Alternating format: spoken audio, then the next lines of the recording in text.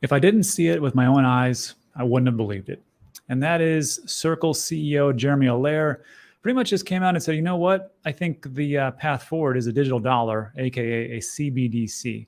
And maybe I'm looking at this the wrong way, and we'll take a look into what he said. But to me, I don't think it's really good. But before we get into that, let's just take a look at not the market itself, but just to see how things are going. Now, we've had quite a little bit of a ride with the different bank collapses and the reapplication and the stocks going up and everybody getting made whole. So how did that work out for crypto? Well, we had quite a little bit of a run. And if we're taking a look at just risks, I always like to take a look just quickly at Ben's site. And it gives us a nice little summary. And it takes a look at the price metrics, on-chain metrics, and social metrics, give us the overall risk factor. And it's pretty low, 0.24. But what I like to do is kind of just drill down and just take a look at how things are going as far as risk levels. Now, for Bitcoin, we can see that right now, the latest risk value is 0.40, which is pretty much a little bit higher than in the middle. And if we take a look at what that means as far as like time and risk bands, 0.40 is actually on the other side of the cliff to where things are kind of heating up. So this to me is not a day to where I'm going to sell a bunch or buy a bunch. I'm just going to dollar cost average. But again, when I start to see like we go into these 0.1 band levels or 0.7, 0.8, 0.9, that's when I start to look at either dynamic DCAing, which is buying more, or selling off a little bit more. And then also, because of what's happening lately, of course, CPI numbers came in and it looks like they were just on target, which everybody was happy about. So the risk level, if we take a look at it, it's dead smack center. It's neutral. So fear and greed index, this is, to me, not the time to do a bunch of different trades. I'm not a trader anyhow. But if you're a trader out there, just be careful. But to me, it just looks like a day just to keep going. And what does that mean? Well, as time has gone on, I think some people have taken a little bit of profits because over 24 hours, you see Bitcoin down about almost 5%, but a heck of a run, 7 days, 13%, Ethereum, and so on and so forth. I think everything's down today because, look, people are going to tell you diamond hands and diamond hand this, diamond hand that. And you can do that. But in all honesty, sometimes it's better. Take a little bit of profits, which I personally did a couple of days ago on some alts. And we'll see how that works out in the future. So that's what we have in the market. Now let's get into the story. And this was a tweet from CEO of Circle, also Circle USDC, which was depegged recently, but hit back to its peg. And Jeremy comes out and says this, look, moving to a full reserve dollar digital currency is our best hope to insulate the internet financial system from the systemic risks embedded in the fractional reserve banking system. And there's a nice little article. I'll link it in the description. You can check it all out. But really what he's saying is this. I'm going to read this one more time. Moving to a full reserve dollar digital currency is our best bet. What I think Jeremy's trying to do here is hedge his bet and go, look, we are a digital dollar. You can use us as Circle. You don't have to use CBDC. But essentially what he's saying is, let's do a CBDC. Now, I know he wants his company to be picked out, but when you start to talk about these things, there's some people in the comments who will just say, look, this guy's playing his cards right now. We're starting to see what he wants to do. They've been working with the government. Not saying that's wrong, but for me, when I take a look at this, I'm like, man, are CBDCs just inevitable? And what we have to really break down first, of course, is what the heck's a CBDC? So just so you know, right now, here's how it works. Central bank prints a bunch of money, real money gets spit out, goes to banks, goes to you, there's the end user, and in between do fractional reserve lending, which is what Jeremy alluded to. And this is what they want to do. In the future, it's just going to be the central bank essentially to create zeros and ones in the computer, which they do anyhow, but it's going to be a ledger, essentially a ledger, not a blockchain. You can call it a distributed ledger, but it's just going to be a ledger on these different central banks. And maybe some of the large banks will be the middle person. I don't see the smaller ones going out. And it's going to go right to you. And they can do whatever they want with those zeros and ones. Now, the one thing that Jeremy did talk about, which I have to agree, is fractional reserve banking. This will definitely help if we have a fully collateralized, because what he's talking about here, a reserve digital currency is our best hope to insulate as far as the risks of fractional reserve banking. And fractional reserve banking is this. If you don't know, I'm sure most of you do, but just a little recap. If you put in $2,000, then the bank, and this might have changed, I always get this confused, if it's 90% or 100%, but they can take that money and loan it out to $1,800. Now, if you come back and go, give me my $2,000, well, they're going to have it from other people. But if everybody goes to the bank and they start loaning out all these different funds to everybody, guess what? As time goes on, they're not going to be able to pay you back in dollars. And that's what we saw with Silicon Valley Bank and others, because there was a run of the bank and they were loaning it out. That is fractional reserve lending. And the thing that got to me is this. Jeremy looks like he wants to go for a CBDC. He wants USDC to be that digital dollar. I don't think the government's going to go for that, but I could be wrong. But he talks about having everything collateralized. And this was actually a statement from Custodia Bank. And this is Caitlin Long's bank, matter of fact. And she has to agree here. She goes, look, if we backed everything by dollars, we'd be okay. And she states right here, the U.S. urgently needs to put in place safe business model for the banks that bank the fast-moving industries, like that proposed by Custodia, which is in Wyoming, so that the Federal Reserve does not need to backstop such banks. Custodia proposed to hold $1.08 in cash for every dollar deposited by its customers. And I can see where she's going with this. I can see where Jeremy is right. CBDCs, sure. I mean, I don't think it's going to work out. But the last part is this. If you think that that sounds like a good idea, why don't we just do that? Why don't we just have everything collateral? Maybe we don't need CBDCs. Maybe we can just have the central banks or the banks themselves just over collateralize and not do fractional reserve lending. Well, they already tried it and it failed. This is an article from 2019 in Bloomberg, a link in the description. The Fed versus the narrow bank. This is in March of 8th. And what it came down to is this. The idea of the narrow bank, or TNB, the narrow bank, is that you can open an account with them. It'll take your money and park it at the Federal Reserve, and that's it. The Fed will pay it 2.4%. It'll take a small cut, and it'll pass the rest on to you. That makes sense to me. Makes sense to, I think, everybody. Because well, that seems very safe.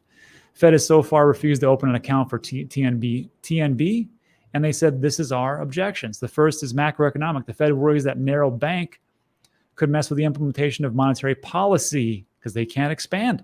Because if they succeed, they will keep a lot of money at the Fed, increasing the size of its balance sheet. Number two, it worries that narrow banks will take funding away from regular banks, making it harder for those banks to trade stocks and bonds. Again, fractional reserve. And number three, and the most important one, in times of stress, which we just saw, everyone will flee from the regular banks to the super safe narrow banks, which will have the effect of bringing down the regular and big banks.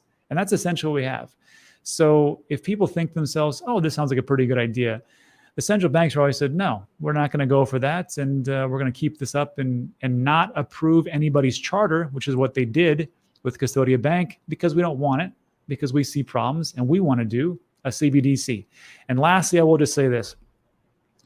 We had Simon Dixon on the show yesterday, and if you want, and he's a gentleman who's been in crypto for a long time, but also a person who tried to start up his own bank earlier times, and he's going to talk about just how difficult it is, just what the central banks want, and it's going to be CBDCs, and he talks about how it's pretty much inevitable. So I'm going to link that link in the description, and also, if you don't think that these CBDCs are coming, watch Guy from Coin Bureau. He's got 3 videos out over the last 3 days. I'll link in the description, and you can be your judge on that one. So let me know what you think about that in the comment section. I will just lastly say this. There's only one way out of CBDCs, because what could happen potentially? Well, CBDCs, things can just be shut off. They can do whatever you want, total control, right? But you can opt out of that, and we have that perfect opportunity with crypto and digital assets.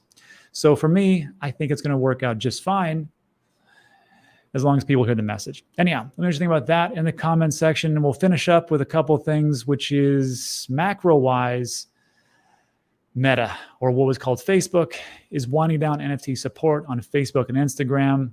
Just so you know, there's no word on when or if at all Meta will completely cut ties with NFTs. The company will still plans to integrate financial technology into its platform, but that's I think a blow to the industry, because it's still a pretty large company as they cut ties and allow people to use NFTs. Also, Meta in the news again, they're going to lay off 10,000 workers. And this was actually after they laid off 11,000 employees in November. I think they have around 86,000. So do the math there. That's a lot of jobs lost in that sector.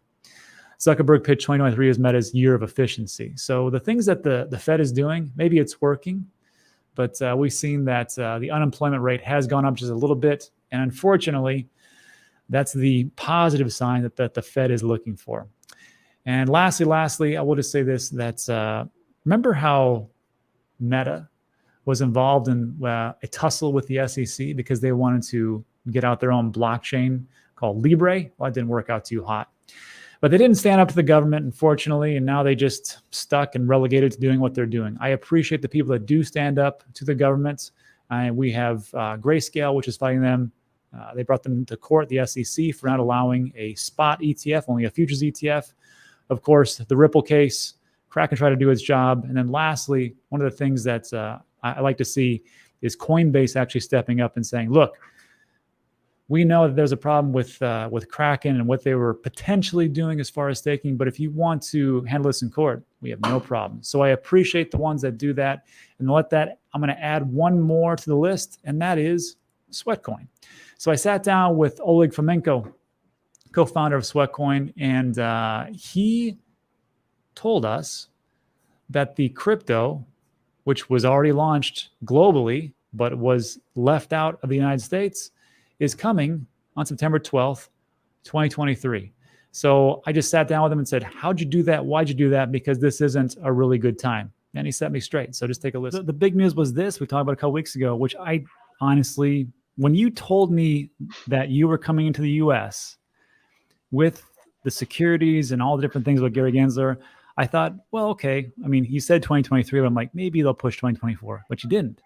It looks like September 12th, the Sweat wallet, the cryptocurrency wallet, is coming to America. So everybody that has accumulated their sweat coins can now put those into Sweat, the crypto. So just talk to us real quick about that, and we'll get into like some roadmap and some other things.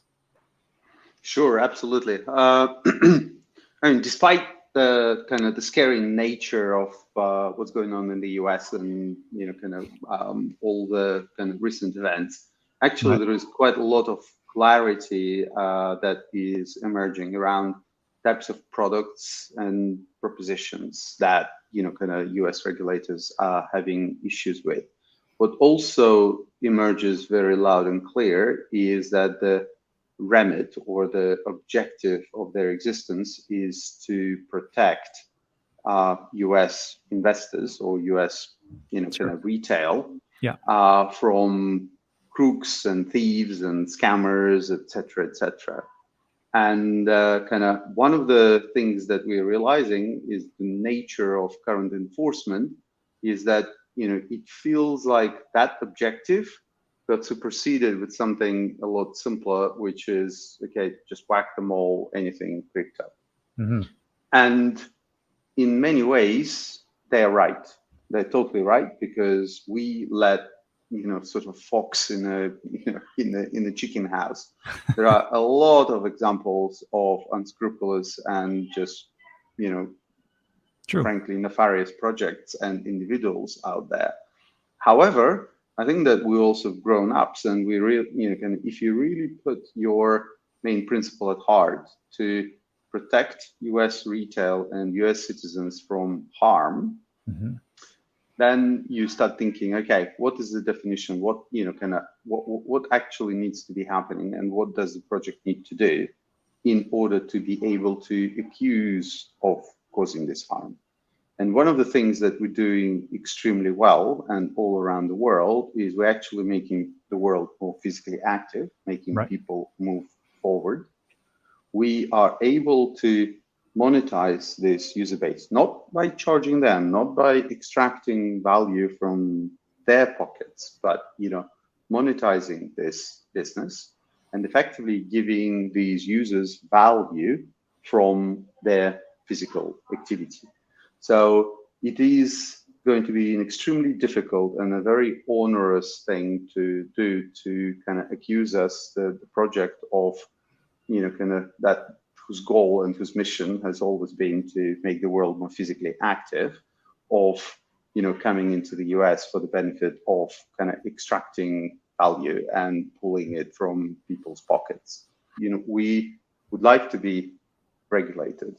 We would like to be fully compliant. We would like to be able to bring the value that we have in other countries in the world into the US, but we are fully realistic that in the given situation, if you follow the path that you supposedly should follow, it's just not going to result in absolutely anything, kind of constructive, and it will set us back by multiple years. What we would like to do is come in absolutely good faith and do everything to make sure that there is no opportunity to claim that we are doing anything wrong and we are operating in any way in a different fashion as if we were regulated in the United States.